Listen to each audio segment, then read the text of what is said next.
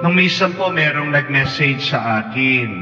Nagtatanong po, Father, ano po bang mas mahalaga? Pagsasama o pagmamahal? Ano po sa tingin niyo? Ano bang mas mahalaga? Pagsasama o pagmamahal? Ganito po ako sumagot. Aanuhin mo ang pagsasama kung walang pagmamahal. At aanuhin mo naman ang pagmamahal kung walang pagsasama. Father, parang lalo sumakit yung ulo ko sa sagot niyo. Sabi po niya, hindi. Ganito lang yan, isipin mo. Ano ba ang pagsasama na walang pagmamahalan? Hindi ba ito mga nakakulong?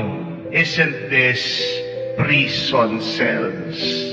Ang mga nakakulong po, nagsasama, walang pagmamahalan. Amen? Napilitan silang magsama, pero hindi naman sila nagkakagustuhan o walang pagmamahalan sa bawat isa.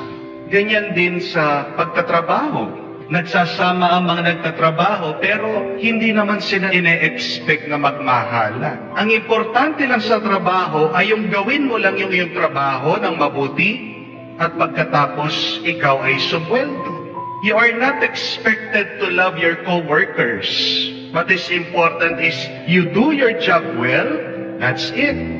You get your wage, you go home. So ano ba ang pagsasama na walang pagmamahalan? Ito ay parusa, ito ay trabaho, walang personalan. Ganon din, ano ba ang pagmamahalan na walang pagsasama? Ito ay gawa-gawang isip lang. Ito ay imagination lang.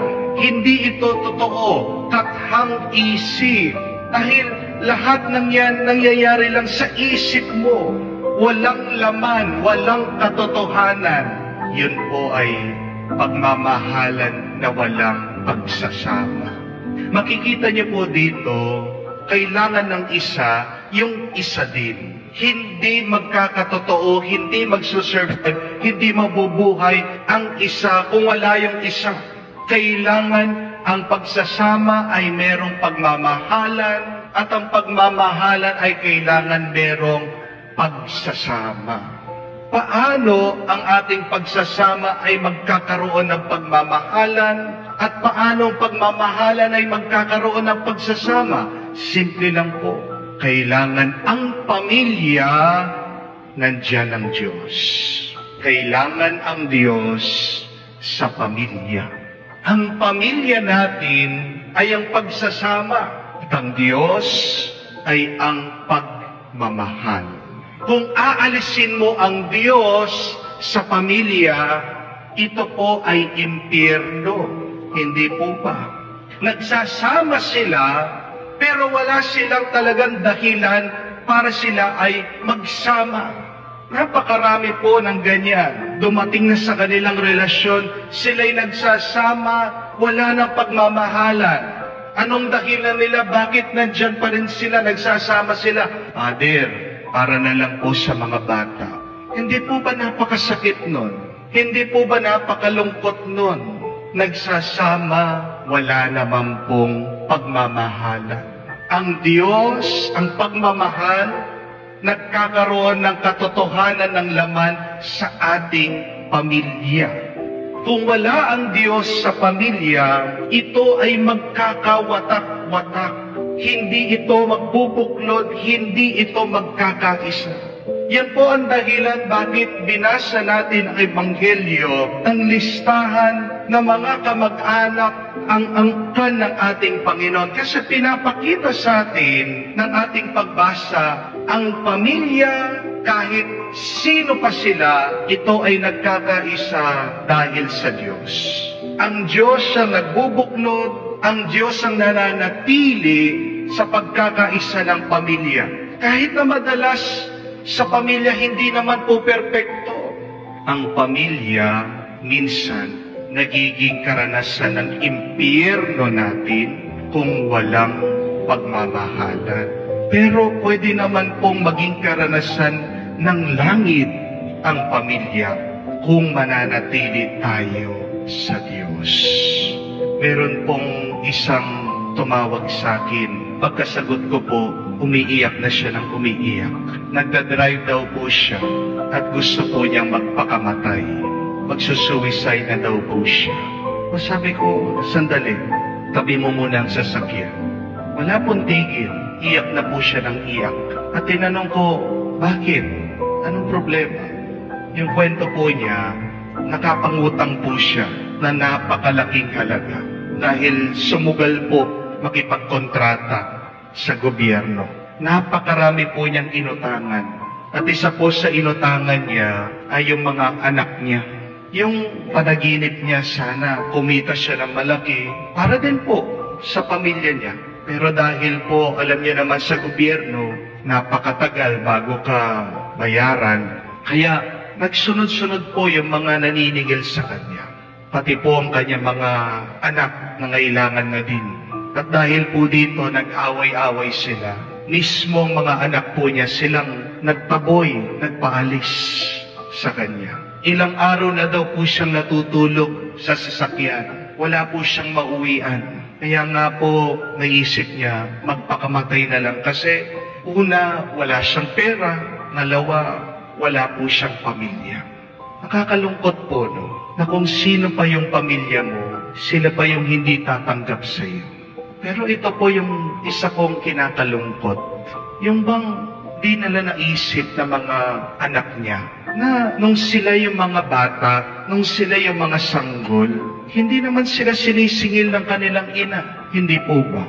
Kayo pong mga ina dyan, sinisingil niyo ba yung mga anak niyo? Yung ina, nilabas niya ang kanyang anak dito sa mundo. Pinakain niya, binihisan, pinag-aral. Pag may sakit, binibili ng gamot, dinadala sa hospital. Pag gustong lumibot, maglakwat siya, binibigyan ng pera. Pero lahat po ng gastos, hindi naman sinusulat ng nanay. Wala naman listahan ng nanay na darating ang araw, sisingilin ko ang aking anak. Wala. Pero bakit minsan meron po mga anak na ganyan, na napakalakas ng kanilang loob, singilin ang kanilang mga magulang. Na konting pagkakamali lang ng kanilang mga magulang, kaya nilang kamuhian, kaya nilang magtanim ng sakit ng loob. Ano pong nagiging dahilan madalas ng away ng pamilya? Opo, isang dahilan na yung pera. Pero ang madalas na nagiging dahilan ng ating hindi pagkakaintindihan ay yung nakakalimutan na nating magdasal. Nakakalimutan na nating lumapit sa Diyos. Ano po yung madalas na paulit-ulit na naririnig nating kasabihan tungkol sa pamilya? Di po ba yung the family that prays together stays together? Ang tanong po, kailan kayong magpapamilya, nagdasal sama-sama? When was the last time that you prayed together? Sino ba yung mga nagdadasal sa pamilya niyo? Meron ba? Meron.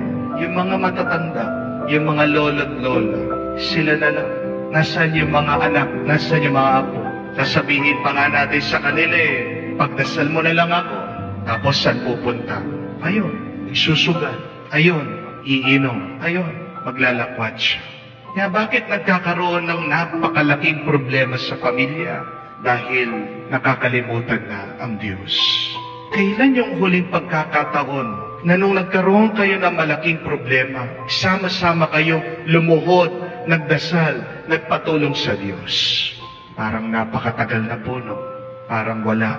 Kailan yung huling pagkakataon na nagdasal kayo? Sa susunod na merong hindi pagkakaintindihan sa pamilya, sa susunod na makakaranas kayo ng problema, bakit imbis na magsigawan kayo, imbis na magtanim ka ng sakit ng loob, imbis na magbugnot ka, imbis na magsimangot ka, imbis na umiyak na lang kayo, bakit hindi niyo muna umpisahan, lumuhod, magdasal, magpatulong sa Diyos?